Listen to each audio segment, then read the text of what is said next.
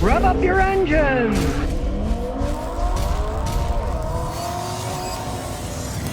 Slick Brick says, Scotty, what do you think about Skoda? Okay, you'd be nuts if you bought a Skoda in the United States because they don't have parts here, they don't sell them here, nobody wants to work on them, things right.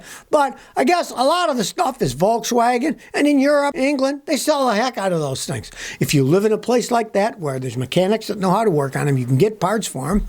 They're decent cars, you know. I know people in England who have them, they drive around, they love them, right? But don't ever buy a car like that in the United States where they don't sell them, you can't get parts, and nobody wants to work on them. For example, I use a very good data system. It's called All Data, right? Do they include Skoda? Of course not, because it's the North American version of data. So I can't even get information on how to fix the things. Danielle DeLuca says, Scotty, what do you think about changing the engine or change the car? That's a very good question, right? Say the engine goes out. Are you going to replace the engine? Or are you going to say, nope, I'm going to buy another car? Well, depends on many things, what shape your car is in, how long it's going to last, right? Why did the first engine go out? Now, let's say you had a Toyota and it's got 300,000 miles. The engine finally goes out. Well, you want to spend $4 or $5 grand putting another engine in? Maybe the car's in excellent shape, or maybe it's paint's faded, steering's worn out. You'll probably go get another car. Tight funds exist, right? And if you're not too bad about rolling the dice and gambling a little, you can always try to put a used engine in, which is be much more economical. But, of course, that's a gamble. You don't know what kind of shape it's in. And the junkyards generally tend to lie about the mileage because they'll pull the transmission and engine out of the cars and then crush the cars, and then they'll make up the mileage. They'll draw only 79,400 miles on this car, right? You don't know if it's real or not. That's the only problem. You're gambling unless you can find a car in a junkyard that has the engine and tranny still in it. You can see, oh, look, it's 75,000 on the odometer. Okay, that should be a good engine. That's the only problem. You're always taking a gamble with a used engine, and even a rebuilt one, unless you're going to buy a brand new engine.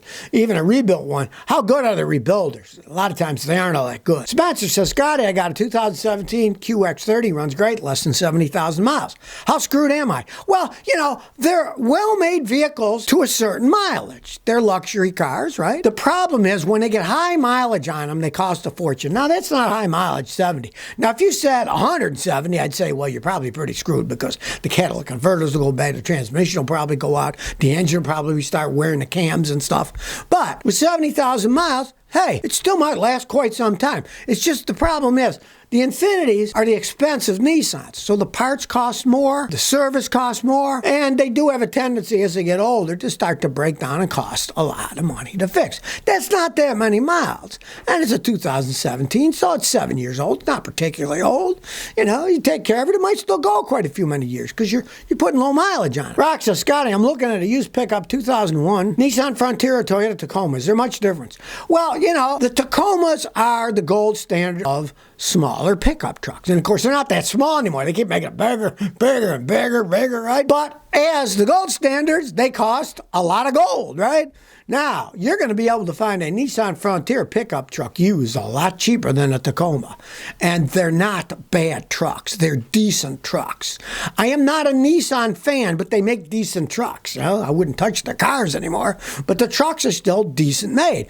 And if you find you can get a nice Frontier, say, used for what, 20 grand or something, if you find a Tacoma for 20 grand, it's probably going to have 150,000 miles or more on it because everybody wants a ton of money for those things because they can last so long. So, you know, when you compare price to what you're getting, sometimes you might be better off to get something that isn't quite as well made, but you're going to save so much money. What difference is it going to make? Mickey Missamore says, Scotty, help. I got a 2001 Celica. The brakes go to the floor when the engine is on, but they're stiff when I turn it off. I changed the calipers, bled it out. Still, no leaks. What can I do? Okay. Change the brake booster. The booster is going bad. Okay, you get in a car, you step on the brakes, don't turn the car on. Just get in the car, hit the brakes. Say they're rock hard. Start it up, they sink. That means your brake booster is shot. The brake booster uses vacuum to boost your brake, and when they go bad, as soon as they turn on, they go bad, pedal goes to the floor. If it was your master cylinder itself, it wouldn't be hard without turning the car on. It would still sink. Get in the car, step on it, it would sink. But when you turn it on, that powers the booster, so you need a brake booster. You can get remanufactured ones for those. Lots of places sell them. Nathan Selesic says, I got an '08 Town and Country Touring. I feel sorry for you. Rear DVD player, when I put the screen down, the gauges on my dash start bouncing all crazy. Okay, well, don't use it anymore. When you're pulling that screen down, if your gauges go, it's crazy. You got some kind of short in that DVD player. And let me tell you, you're going to tear the whole car apart, tear the roof apart to try to find where there's a short. In that case, just get your kid a portable DVD player and use that. I got one here that I use for exercising in the morning, right? That thing costs $49. Yeah. Get that. Don't start tearing the car apart for that.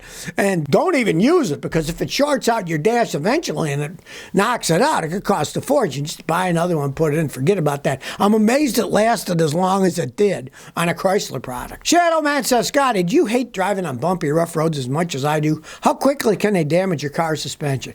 Well, yeah, I hate it too. And I spend a little bit less than half the year in Rhode Island. And every year, they get voted worst roads in the nation. They got bumps and holes. And I mean, last time we were there, my wife came back with a matrix that's rattling away. I'm like, oh, and she said, what's wrong? What's wrong? Well, it was just a heat shield, but hitting all the bumps so much, the heat shield's little weld broke down and it was rattling on the ground. So I welded it back on. It will wear things out eventually. I mean, there's nothing you can do when it's really rough, but try to avoid the giant holes.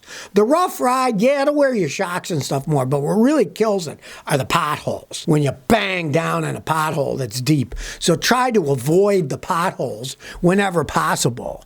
That's the main thing. And of course, it will wear out your car faster. There's no ifs, ands, or buts. But if you have a big, deep pothole, it'll wear it out instantaneously. Instead of taking years and thousands of miles, it'll do it right then, because a big bang could snap off a tie rod, do all kinds of stuff. Bend your control arm. You want to try to avoid the big potholes. Damien says, Scotty, I own a 95 Ford Taurus with the 3.8 V6, 63,000 original miles.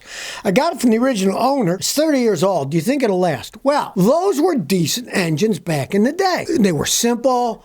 They were plain old engines with regular injectors. They didn't have GDI, didn't have turbochargers. The engines can last a long time. Problem is they had weak transmissions. Now, if you bought it from the original owner, who was like a little old lady or a little old man, didn't drive it hard, it might be great. But the transmission's going to be the weakest part. Baby, if you want to make it last. Now, it's a 30-year-old vehicle. Realize rubber parts rot over time. Brakes, oil seals on the engine, a lot of stuff will probably start leaking eventually just from old age. That's the real problem of a 30-year-old car, is the rubber rots regardless of whether you drive it or not. Irvin says, what's good, Scotty? Recently, I had to tune up my 04 Ford Freestar. I noticed the wiper blade motor and the motor that shoots out the liquid stopped working. Do you think it's related? Well, if you blow a fuse, it'll knock out the whole thing. And go to the wiper motor itself and look at it. Make sure the wires are still plugged in. Maybe a wire got knocked off or a fuse got blown, and it'll stop doing it. Now, let's say you got a blown fuse, okay? Put a new fuse in. And if it lasts, it's an 04, it's 20 years old. Sometimes fuses will pop from old age. But if soon after you use the wipers and it stops working again and the fuse is blown, then you're probably going to need a new motor assembly. Realize that. Generally, fuses blow for a reason. Michael Lewin says, Scotty, I know Honda's quality issues in recent years, but are you aware of any common problems with later model Honda Fits? They're not turbocharged like the new ones. The Honda Fits are actually pretty good vehicles. You know, they're a smaller vehicle. If you don't mind something that small, they're very zippy. But I'll tell you the truth about the Honda Fits are. If you want to get one with a manual transmission. The automatic transmissions, I have seen them go out on Honda Fits. The manual transmissions seem to last forever. Now, if you don't mind a vehicle that size, kind of a bumpy ride, but they can run a really long time. And I've had customers with them a couple 100,000 miles. They're still going okay. I mean, for little runaround cars, they're pretty well made. Shadow Man says, Scotty, is it okay if I drive my '07 Honda Ridgeline if the steering wheel is not perfectly straight? It doesn't pull at all. Well, that's perfectly fine. So the problem today is there aren't very many good mechanics left. Back in the day, when you took your car to get the front end aligned, right? They would align your front end by adjusting things. Then, if the steering wheel was off, they do what's called centering the steering wheel. Now, if it doesn't pull, doesn't shake, and it's just off a little, and you don't mind it being off a little, but you got to hold it a little sideways to make it go straight, it's not going to hurt anything. But any good front end alignment guy, doesn't take them long, should be able to just center your steering wheel correctly so that it's centered. Because it's kind of annoying. You're going down the road and the steering wheel's crooked instead of straight, right? That's just a sign of a bad mechanic. I see that all the time. People get their cars aligned and the guys don't know how to center a steering wheel anymore. So they're crooked. It's kind of annoying if you ask me. I wouldn't accept it. If I got a front end alignment done at a guy, I don't do front end alignments because I'm not going to go out and buy all that equipment, right? 100,000 something bucks. Then you got to rip off people to pay for your equipment. So, even I send people to front end alignment shops, and I know guys that do good work, and they'll send her the steering wheel when it's done.